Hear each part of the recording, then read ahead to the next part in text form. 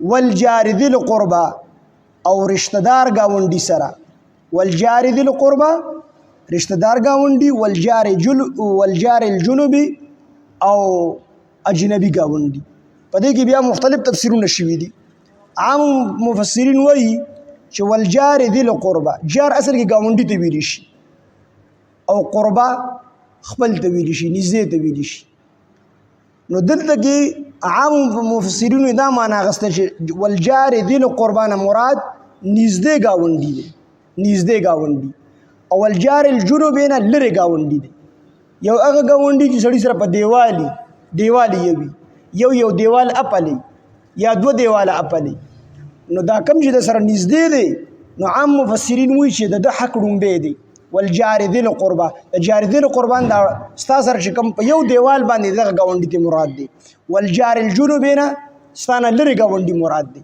او ابن عباس رضی الله عنه فرمایي چې والجار ذی القربا نه هغه گاونډي مراد دی چې هغه هم ستا گاونډي دی هم د رشتہ دار دی.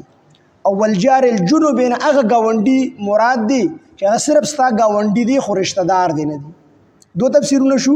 دریم تفسیر پکې دا کړی دی چې بعضې مفسرین وایي چې والجار ذی القربا نه مسلمان گاونډي مراد دی او والجار الجنوب نه کافر گاونډي مراد دی.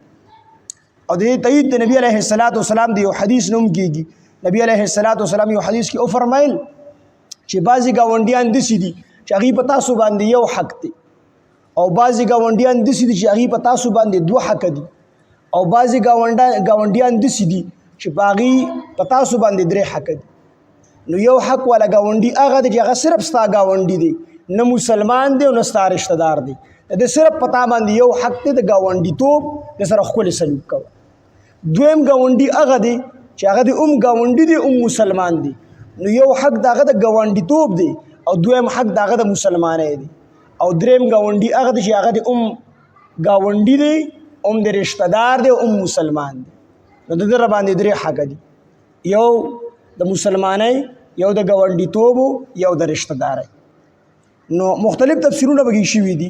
والجار ذی القربا نه رشتہ دار گاونډي یا نږدې گاونډي یا مسلمان گاونډي. والجار الجنوب نه لرې گاونډي یا کافر گاونډي او یا اجنبي گاونډي. والصاحب بالجنب او د څنګ ملګری د څنګ گاونډي د مجلس ملګری. موږ ټول ناست یو نو چا سره چې کم نږدې دی دا د څنګ ملګری دی د ده در باندې حق دی.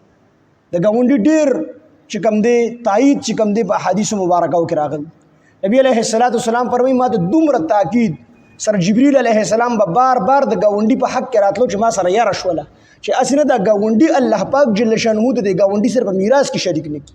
که نه دا خو به لویه غوبلو په دې دور کې چې ګاونډي په میراث کې شریک کړی مونږ خویندې د میراث نه وباسو چې را ګاونډي را سره شریک کړی جا سره ولس چل هغه به وجوب یا نو نبی علیه السلام فرمایل چې بار بار جبریل علیه السلام دومره تاکید ما ته د ګاونډي کو او بار بار راتلو چې ما سره یاره شوله چې هسې نه دا ګاونډي په دې میراث کې د ګاونډي سره شریک وي.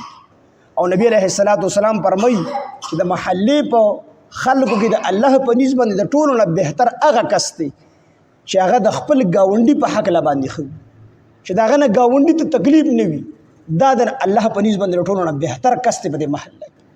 نو ډېر چې کوم دی فضایل د ګاونډي په باره کې راغلي دي. نو والجار ذی القربا رشتہ دار گاونډي یا مسلمان گاونډي یا نږدې گاونډي. والجار الجنوب نه کافر گاونډي یا اجنبي گاونډي او یا لرې گاونډي.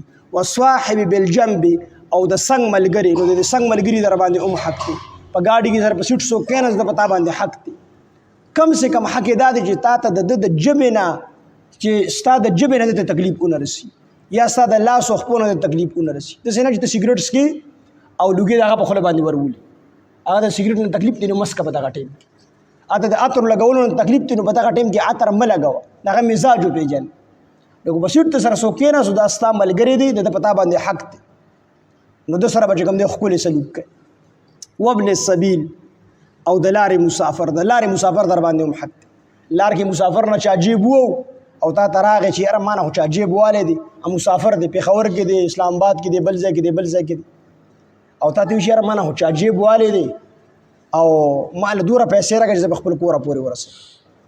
نو که وس کېږي نو پیسې والا ورکړه د ده را باندې حق دی دا مسافر دی د لارې د پتا باندې حق ته ورکول دی مجبور دی بده کی